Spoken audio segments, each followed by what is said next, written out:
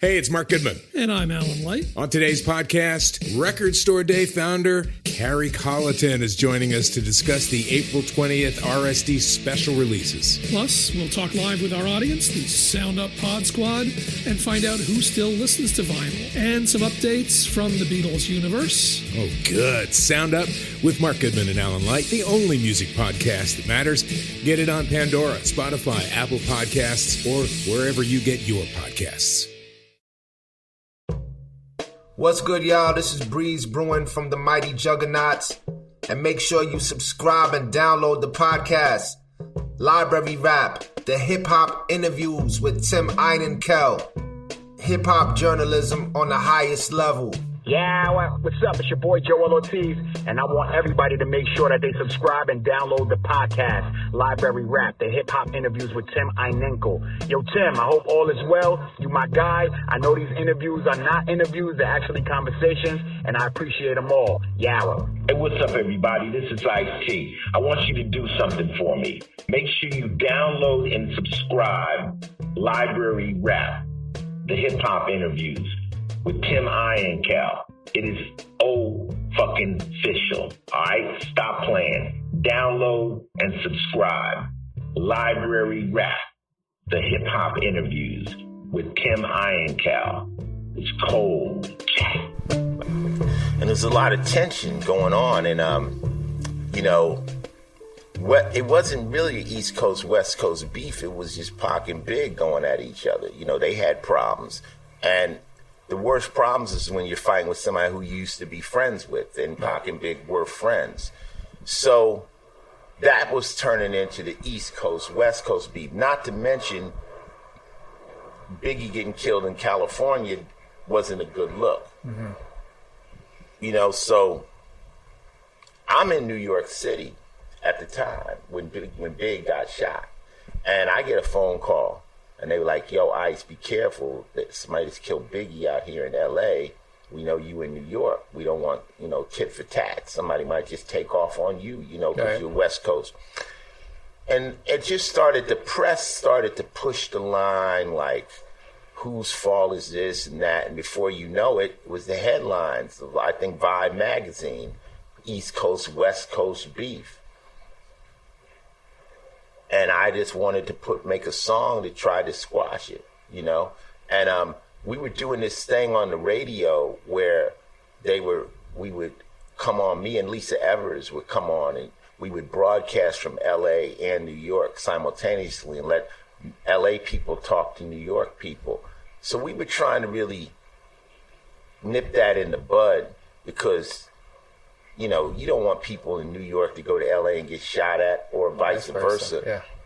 When it really wasn't supposed to be that to begin with. So, Valuable Game was just me saying, hey, man, some of y'all buses out there trying to waste up what it took some of us hustlers all this time to lace up. Like, we got a good thing going, let's not fuck it up. Hip hop's become the game of death, So there's a lot of shit I said in that record, but I did it in a different style of rap where I'm just talking. And it might be one of the most motivational things because it's me singing about hip hop as a whole and trying to save hip hop. I want to fast forward to 2012. You produced, directed Something for Nothing, The Art of Rap. Mm-hmm. It was a documentary with, just name a few, Kane, Chuck. Yeah, everybody. Everyone. Everybody that was in my phone was in that movie. What is, 9 years later, looking back at that film, is there anything you would want to change from it? What do you think, and what do you think what do you think the long-lasting impact has been on it so far? Now, that movie happened because I was watching TV, and I want to direct feature films and stuff. And they said most directors start with a documentary. Okay, so I said, okay. Then I was watching this other thing where they said, if you're going to start a business, start with the thing you're most familiar with, the lowest hanging fruit. So I said, okay, I'm going to do a movie. I'm going to do a doc. What's the lowest hanging fruit? It would either have to be gang shit, street shit, kind of like some of the projects I just showed you before we started, or it would be rap.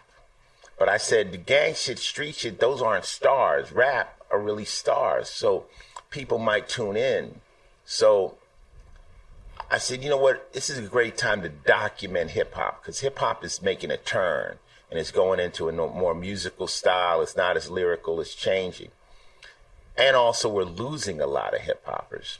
So let me document those that are alive. Let's get in here. So I just called people up. I called Eminem. I called all these different friends. I said, if I came and shot you, would you answer 10 questions? I only got 10 questions. Sure, Ice. So I had access. Mm-hmm.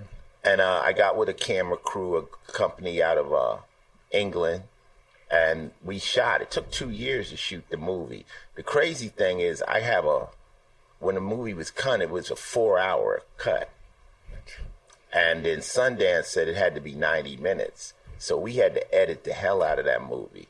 I just think making a doc, you just want it to be respected. I think it's respected. I think somebody who watches it tomorrow will get the same thing out of it that people watched it 9 years ago. They get to see Rakim break down how he raps. And since then, me and Mickey have done the Art of Rap tour, right, which is still on the road. We have a big one coming up in California, headlined by Cypress Hill. Art of Rap tour is like my Lollapalooza. It's like I created it, but I'm not the star of it. It has every different time it plays, it has a different lineup based on, what the promoter in that region wants. Mm-hmm. And we have access to all the golden age hip hoppers. The last one I did was me, Too Short, Kane, EPMD, Bone Thugs and Harmony. So Art of Rap tour will be out there till the wheels fall off. It gives the people from the golden era, like Slick Rick, like Das EFX, people that have sold gold and platinum records, a place to perform. Because we sell out arenas. But, no disrespect, but if, EPMD's waiting on Drake to call him to go on tour, they probably won't go on tour. Right. Drake is going to call somebody from his genre, his era, and as he should. But that doesn't mean people don't want to see, we don't even say old school. We say golden era hip hop. People still will come see LL. They still want to see Wu-Tang. They still want to see Ice Cube. So Art of Rap provides that. And I think also the great thing about this movie was that not just you obviously had access to all these amazing artists, is that it's easy to say that you're fans of their music as well. And so I was happy to see. And came across a Hip Hop DX article. You had an interview with them about a possible album you might want to drop, and your inspiration was Scarface's "Deeply Rooted," right? Which is an incredible album, and it's like a hidden track. Mental Exorcism is one of my favorite tracks on that album. I just got off the phone just now with a producer named Charlemagne out of the Bronx, who's begging me to do an album. He's a super producer. He actually produced one of the SMG albums I did with Smooth the Hustler and Trigger, the Gambler. And he's like, come on, Ice, It's just about getting in that right zone. See, the thing of it is, for me to make a record right now, I know they're not going to play it on the radio. I don't care. Wu-Tang can drop the hottest record in the history of the world. It will not get rotation because there's new kids that need that spins, right, and that's just what it is. Now, can't be mad about that. Why would I be mad? I mean, there was a 5-year, 10-year period where we were on the cover of every magazine anywhere you went. So we had our ride. It's time for other people to have their ride. No biggie. But for me, it's like, okay, you're gonna spend some time, go in and cut an album that you might get on some mix shows. Your fan base will like it.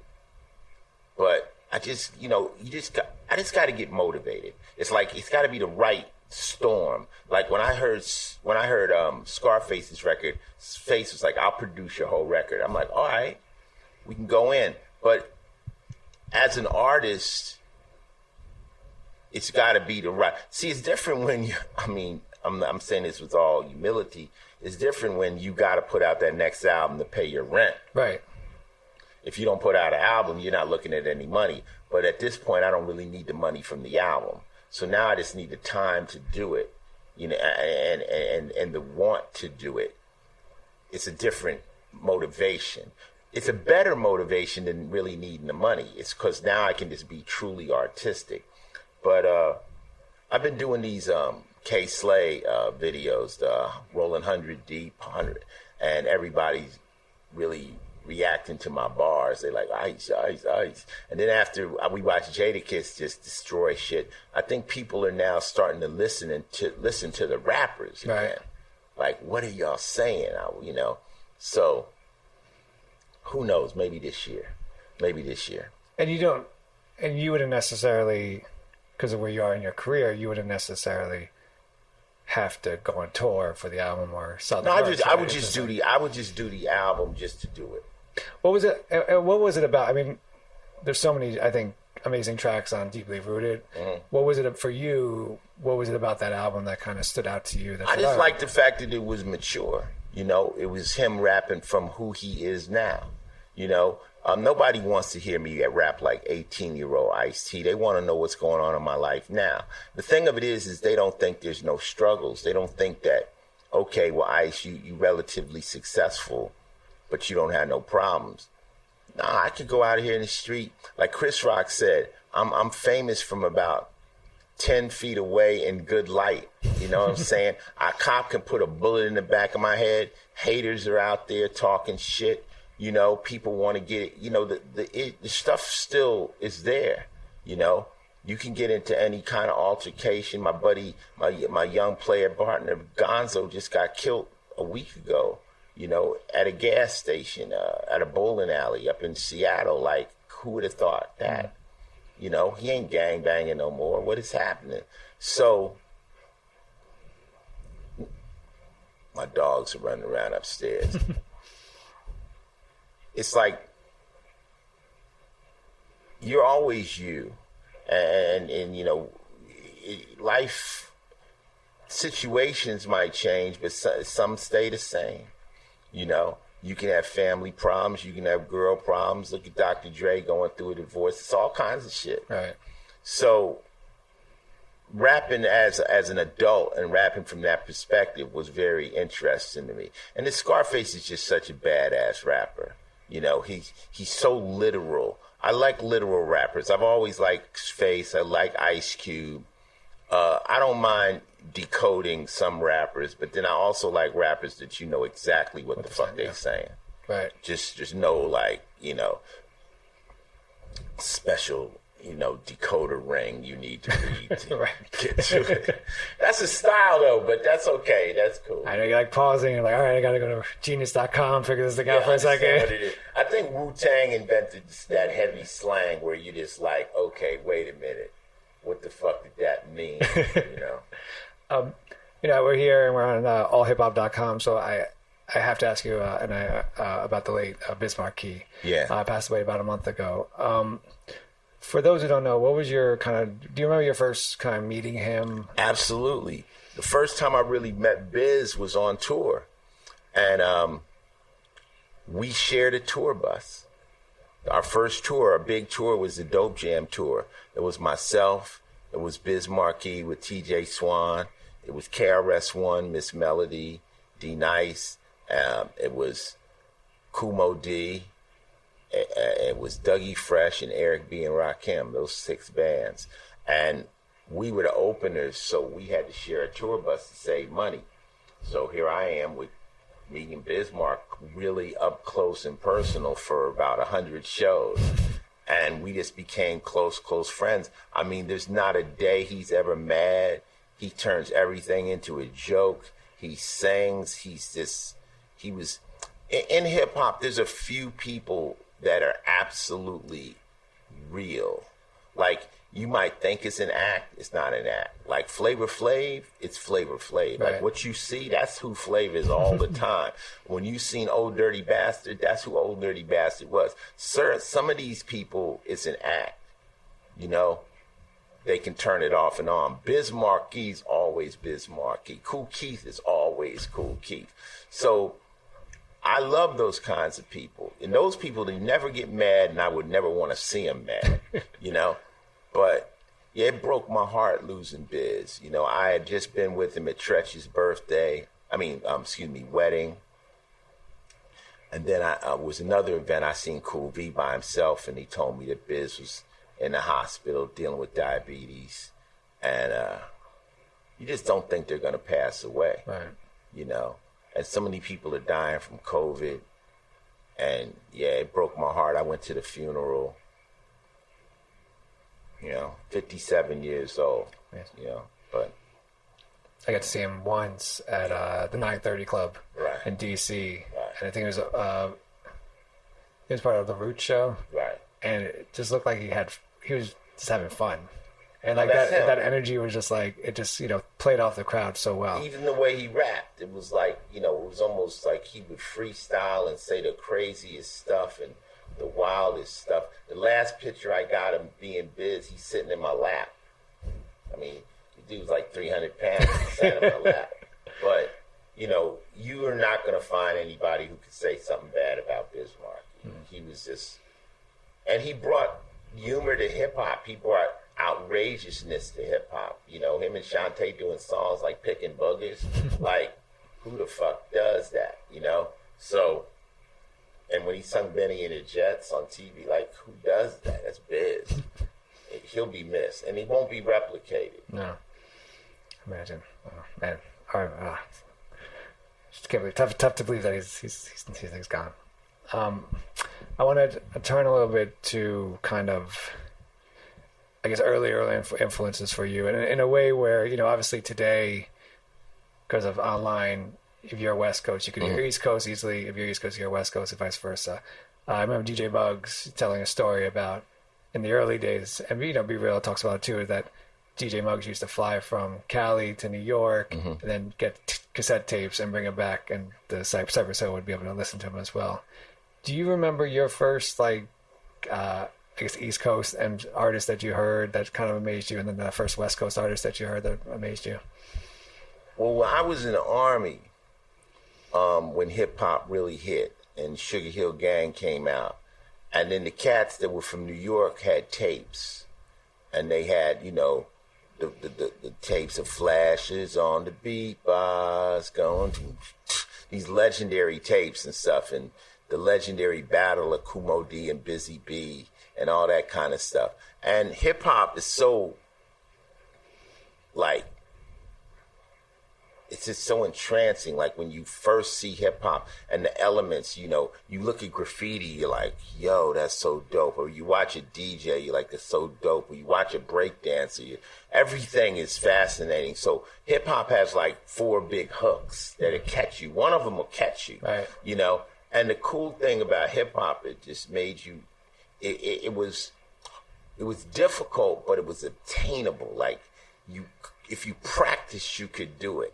So, I mean, I just remember just listening to like Cold Crush Brothers, early tapes, Funky 4+1 More.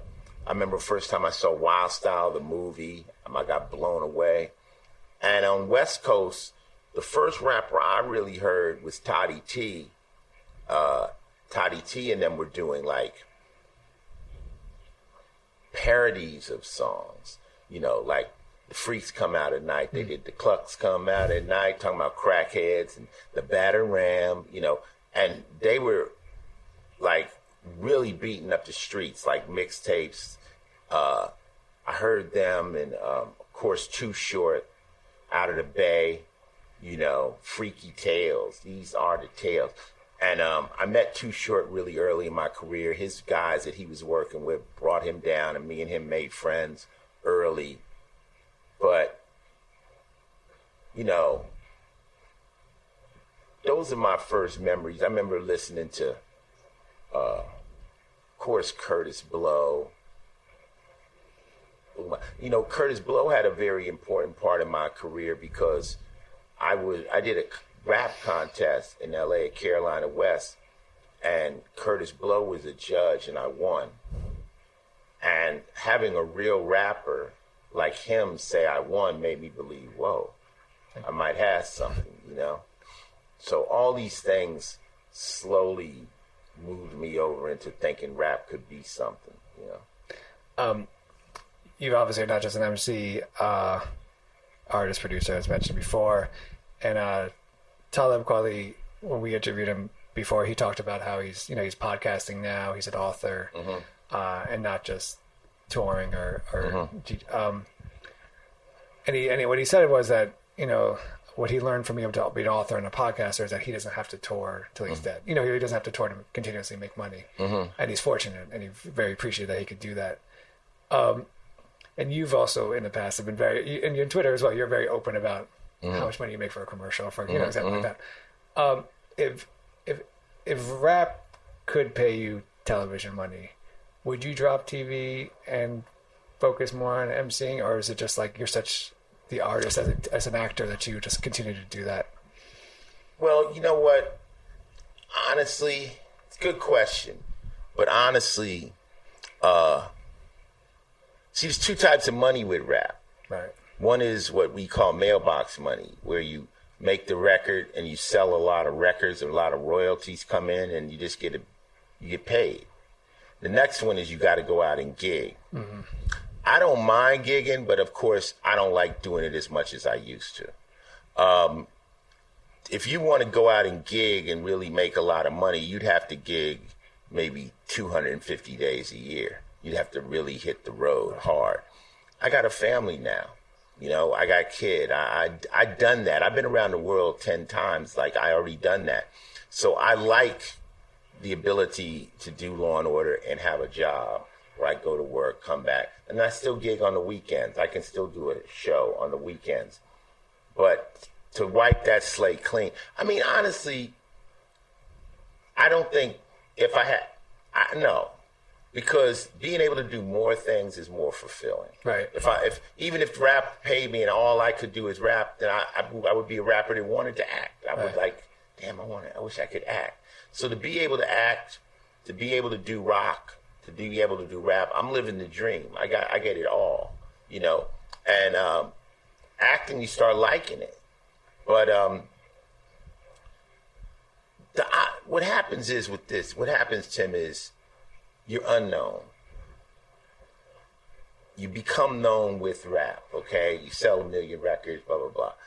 Oh, guess what? Maybe he could be in this movie. That's how I got in New Jack City, not because I was an actor, it was because I had sold millions of records, and that opened that door. Well, shit. Now he's selling this. Now he's on 40 million TVs a week. Maybe he can sell some Tide, And another door opens. And as these things evolve, people like, hey, why don't you become part of our hotel? Now they're using your fame to fund other things. And that's what happened with Jay-Z. That's why Puffy is doing Ciroc. Puffy's doing Ciroc because he was already famous, and his fame transcended into the liquor, which propelled him. So what it is that as you move up in music, as those doors open, don't turn them down. Right. Investigate them. Who would know that Mos Def would like acting? You know what I'm saying? But he's a great actor. So I tell the youngsters, I'm like, very few people will take hip hop for a ride like I've taken it for. But got to remember, I'm not really a rapper. I taught myself how to rap. I'm a hustler. So when I taught myself how to rap, that opened some doors. And one of my boys told me, he said, maybe your entire rap career was your audition for film. That's dope. Good line. That was your audition to get into movies. And now look at Will Smith,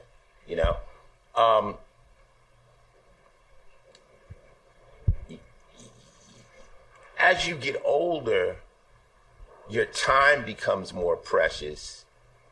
So the compensation for your time becomes into play. So if you're going to make an album and it's going to take a year of your life and you're going to bust your ass and do it, and you put it out and it only sells X amount of dollars, it's like a wasted year. So you're like looking for something that's more guaranteed.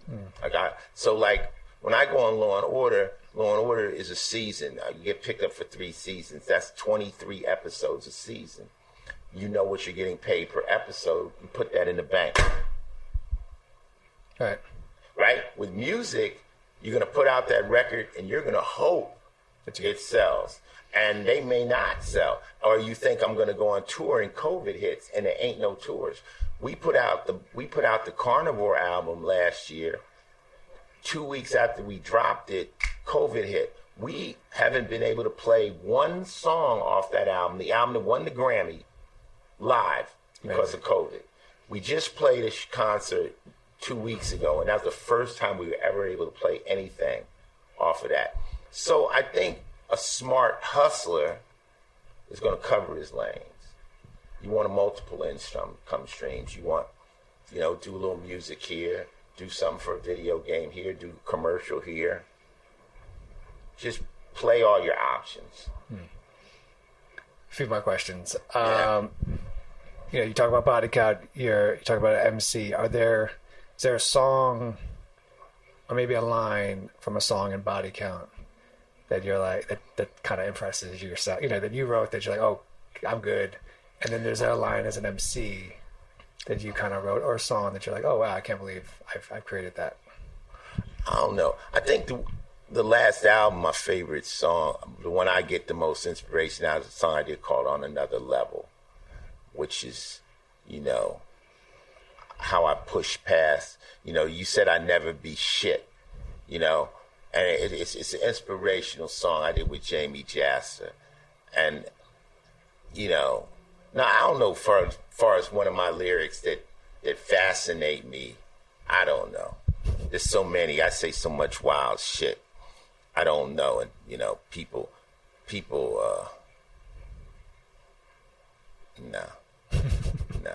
I mean, because it's bars, so it's bars and stuff. Like the rhyme I do on my show now, I do this thing where I play Bobby Shmurda's beat, and I say, bitch niggas perpetrating the sport. Fake motherfuckers reading Rob Report. Bitch boy, you'll never get far. You suck a dick for a play on World Star. I ride hard, black car bent in the tent. It's all good. Too much wood. Haters truly hate what they wish they could. I'm golden when I'm rolling all up in your hood. Gang bang, black tie tux with the upper crust. Step to me stupid outside, I might fucking bust. Stop lying, bitch, let the truth speak. Start dying, no vegan, I cook beef. I'm rough terrain, bad traffic. M16 fully auto with the holographic. I'm so classic, I peel your cap back. Anyone can get his fitted a snapback. I'm that old school nigga with the gray hair paralyzed. Still have you killed from my wheelchair. I said I have you killed from my wheelchair. I think I caught a body about a week ago. Wow. So, it's just rhyming. And to me, good rap don't require a beat. It's just lyrics. And I tell cats, I say, the trick is it has to be entertaining. You can rhyme a bunch of words together, and if it's not entertaining, you're showing verbal dexterity, but it's not entertaining. Chuck says, I don't rhyme for the sake of Ritalin. Right. So, that's the trick, and I love it, when it's done well. And we saw, and you mentioned earlier, we saw Jada Kiss, right? And Jada Kiss killed it. And so I have to ask you, would you ever do a versus?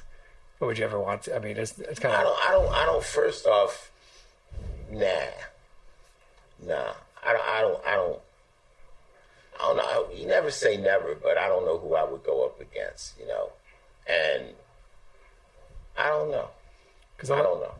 It's not something. I was talking to Dre about it. Dre was like, nah, I don't want to do verses. I'm like, who would go up against Dr. Dre? But I don't know. It's not on my bucket list. It's not like I'm watching verses like, ooh, I want to get on there. No, not at all. Legendary Ice-T, thank you so much, as always, for being on allhiphop.com for Zen Celebrity Michael. I really appreciate your time. Thank you for having me in the library, and we know there's many more questions to be asked, but we're going to leave it right here. Yes, sir. Yes, sir. All right. Peace. Thank you. All right. Thank you.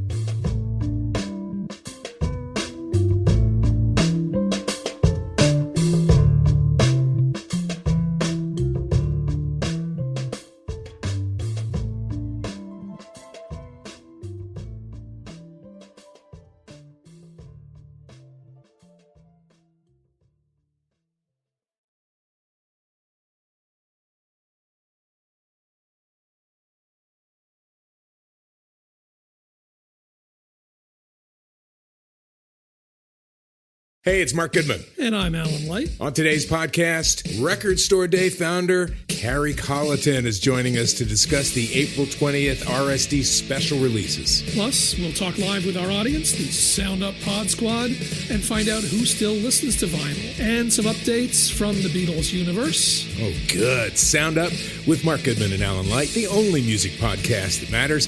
Get it on Pandora, Spotify, Apple Podcasts, or wherever you get your podcasts.